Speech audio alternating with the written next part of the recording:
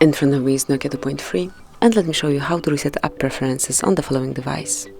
So first of all, you have to open list of all apps, then find and select the settings.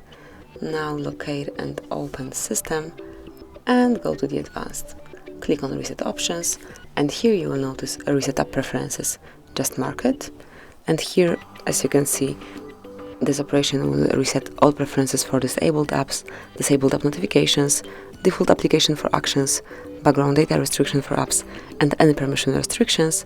And if you do agree with all of the above, just click on Reset Apps.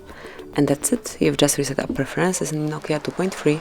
Thank you for watching, please subscribe our channel and leave the thumbs up.